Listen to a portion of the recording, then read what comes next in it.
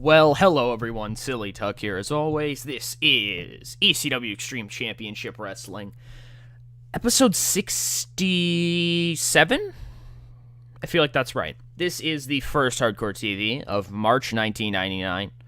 I had some shit planned with the Hardys tonight, but they're fucking working Omega tonight, assholes. That's okay. That's okay. Because I worked my way around it. That's all that matters. We are, of course, in Hammerstein tonight. And without further ado, let's just run the show. So we're going to kick off with Shane Douglas. Jesus Christ. Jesus Christ. That's really, really quite good. Wow. All right, so Douglas opens the show up, and he's in the ring. And he's talking about how he's the franchise. And how, you know, he doesn't deserve to be terrorized like this. This is bullshit. Sabu, I didn't even hurt you. Fucking Shark Boy hurt you, you piece of shit. Fuck you. You're haunting the wrong man. And the crowd perks up again, and he's like, oh, fuck. Oh, fuck. And so he's looking up and looking around for where Sabu is, what balcony he's on this time, and all of a sudden he looks over and, oh, fuck, he's not on a balcony. He's like, he's in one of the aisles. Like, he's not at a seat. He's just standing in one of the aisles. And Douglas looks at him and he says, Sabu, listen to me. Listen to me, all right? I'm the fucking franchise of this company, all right? I have lots of money. I can give you whatever the hell you want. I can go finance you, and we together can go find Shark Boy, right? Fuck Shark Boy. And Sabu just stands there emotionless, staring at him. Douglas is like, all right, well, what if me and you discuss this backstage sometime, maybe, with like a lot of security guards, maybe? Yeah? And Sabu sits there and is emotionless. Douglas says, all right, new idea. He just drops the mic and runs. And Sabu doesn't move. He watches him. He tracks him. But he doesn't go after him. Sabu just stands there and just kind of starts leaving as the match to open up the night is supposed to start. And that's how we open our show. Sabu haunting Douglas. Very, very Crow-like. Like Crow-Sting-like, but not really. Like, I had that epiphany, like, is this too similar to the Crow stuff? Because I never thought of that, you know what I mean? Which is crazy, because, like, I thought about it and I'm like, shit, that's so similar. We got, like, the long-haired silent guy and, like, the charismatic guy who thinks he's the most important guy in the company. But no, that was not the inspiration for it. I kind of just came up with it on the top of my head, I guess, when I was writing. But yeah, overall, that's a really damn good way to open up the show. That does okay. Spike Dudley beats New Jack in 7-11 with an acid drop. This is a car crash match. There's a lot of fucking crazy spots. Spike Dudley doing a lot of like springboard shit out onto New Jack into the crowd. New Jack like hitting Spike with some crazy fucking looking chair headshots. Match got the crowd buzzing. That's pretty much what we wanted. You know what I mean? Something just fucking crazy to open up. High flying stuff. A lot of weapons. Just kind of getting the ball rolling here. You know what I mean? And Spike picks up the victory with an acid drop.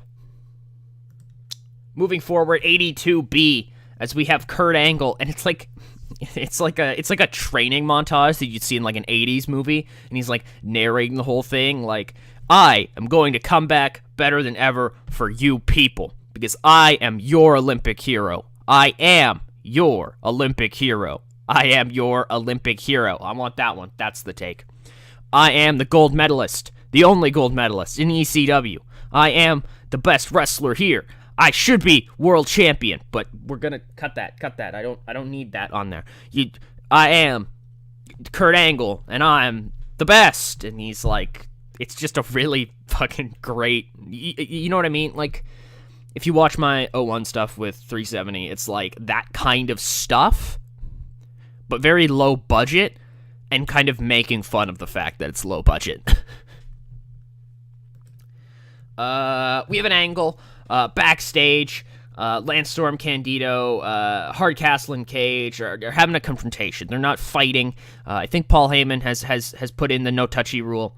So Angelita and Don Marie are there as well. You know what I mean? Everybody's squaring up, and then Paul Heyman comes through and he's like, all right. Obviously, this is some heated shit, okay? You're both jockeying for position in the tag team ranks. It's a really important match coming up, right? So, what's the show, Tucker?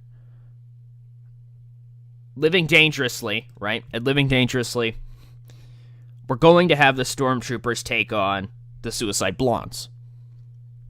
But we're going to have a set of singles matches. You know that thing that they do with the singles? It says right there, we're going to do that singles thing with the tags, okay? That's what we're doing. Starting next week with Sexton taking on Chris Candido. Thank you. And then they all just kind of dissipate. as they do. That's a pretty alright match. The Sandman defeats Danny Doring in 4 minutes with the DDT. Just putting over the Sandman, you know what I mean? Showing he's a dangerous boy. He's a dangerous boy with dangerous toys. Yeah, I don't like the sound of that. It's just his cane. Don't worry, it's okay. Overall, though, that's an alright performance, in my opinion. Woman doing good work at ringside is great. Getting the Sandman a bit over. 57 Simon says, oh shit, the world champion, Rob Van Dam, runs down to the ring and just lays the Sandman out. What's that little... Oh, fuck, man. There's so many fucking whatever moves with Van Dam. What's the Van Daminator? Is the Van Daminator like the little kick thing? You know what I mean? The spinning kick. The jumping spinning kick. He does the jumping spinning kick. Whatever one that is. Van Sarah Connor is coast to coast, if I'm not wrong. Because that's Van Sarah Connor. There's Van Daminator. I think that is the Van Daminator, if I'm not wrong. But I think the Van Daminator is one with the chair. There's no chair. He just spinning heel kicks him pretty much. Hits Sandman upside the head. Fucking yells at him while he's on the ground, holds his belt up. You know what I mean? That whole kind of dynamic to it. I like it. Before our main event tonight, which, by the way, Just Incredible versus Tommy Dreamer. Don't turn away now. We see the new tag team champions, Little Guido and Tony Mamaluke, celebrating with the other members of the FBI, Tracy Smothers and Tommy Rich. Guido grabs a mic and he says, I told you all I'd get back to this. Didn't I tell everybody that, Tracy? And Tracy's like, yeah, you told them. You told them, boss. And he says, I told you all that I would have these belts. That I would be tag team champions again. I couldn't have done it without Tony. I couldn't have done it without Tommy. I couldn't have done it without Tracy. But these belts, right? This is a symbol of excellence. This is a symbol of greatness. World Tag Team Champions.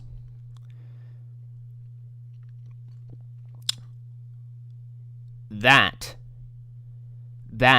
is a big honor. But some people, and we've heard, complaining about how we never would have beaten the Hardys if it wasn't for the numbers advantage. You ever see a man in a wheelchair on the street? You ever ask him to race? You ever beat that guy in the race and somebody tells you, well, he was in a wheelchair? That's life. Sometimes people are just not as fortunate as others, and I am very lucky to be fortunate and blessed with these three men on my side. These, he points to everybody behind him, are the new faces, not only in tag team wrestling, but all of ECW. Sure, Tracy came up a little bit short, but Trace, don't sweat it, pal. You'll get your shot again. That little son of a bitch can't hide for you forever. So Hardy's, Matt, Jeff, we heard somewhere through the woodwork Rematch clause. The dreaded word for all tag team champions. For all champions, more or less. All new champions, that is. But not for us. Because if you try, and we hope you do, you will fail.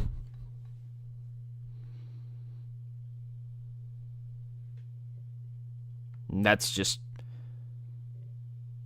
how the ball rolls. That's just how the ball rolls. That's the worst catch line. Catch line? Fuck, Tucker. Oh my god. Catchphrase. It's like catchphrase or like tagline, so it was catch line. Oof. Whatever. Main event time. You know what I mean. 60C. That's all right. Little disappointing. That's okay. Tommy Dreamer beats Just Incredible in 1853 by pinfall with a pile driver. Good win for Dreamer. He beats Credible. He's looking good. Building up some momentum ahead of his match against Mike Awesome. Speaking of Mike Awesome, oh shit. Awesome hits the ring, and the incredibly awesome alliance. Yeah, they're still buddies. They start 2-on-1 beatdowning Tommy Dreamer until Jerry Lynn comes down. He's got a chair with him, does Jerry, and he slides into the ring, and he's backing up Credible, and he's backing up Awesome, you know what I mean? And Awesome's really not that scared, because let's be honest, he's like twice Jerry's size, but kind of mob mentality, you know what I mean? Like Credible's kind of scared, Chastity's trying to get out of there, so Awesome just kind of follows him. Doesn't want to risk anything, of course, because this is a big opportunity for him coming up, facing Tommy Dreamer. Couldn't risk the small chance, you know what I mean, that somehow Jerry could hurt him. And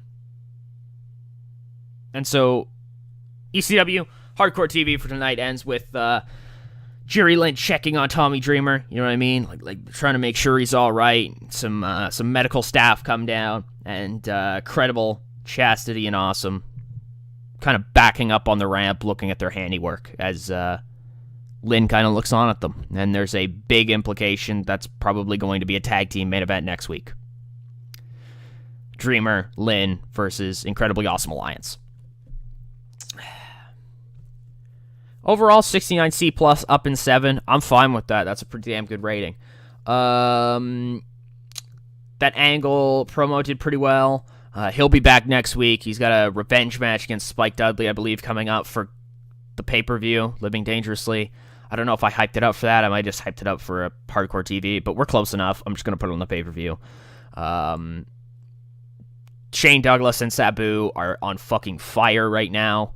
RVD Sandman. RVD just needs to talk a lot more. That's where that rating comes from. But that's okay.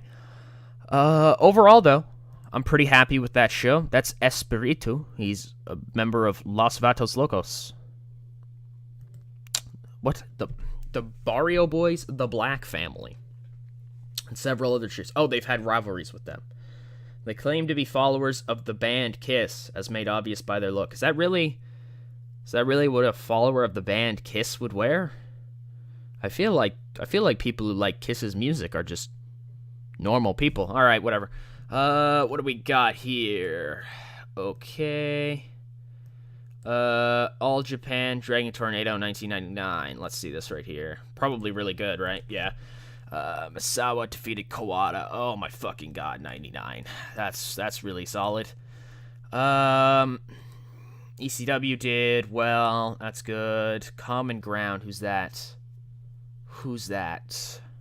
I don't know a lot of the names in Japan at this time, but Kikuchi and Mossman. Rawr. Mossman. Oh god, fucking Brazo, Hermoso, like that's El Brazo, right? Yeah. Sure, he can be out of CMLL, whatever.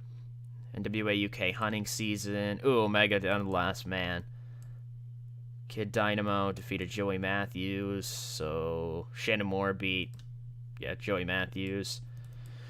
Jeff beat Mike Maverick, and what did Matt do? Nothing, just was booking tonight. Oh, there he is. Surge defeated Otto Schwanz.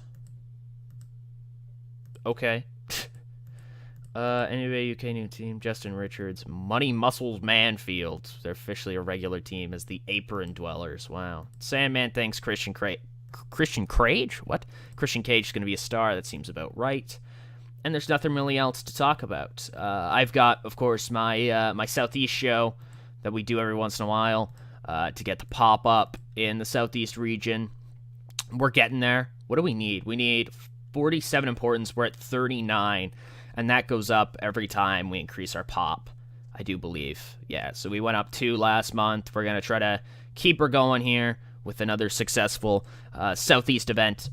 And, yeah, I will see you guys on the next one. I want to thank you all so much for watching. I hope you guys enjoyed. And this is Silly Talk, signing out.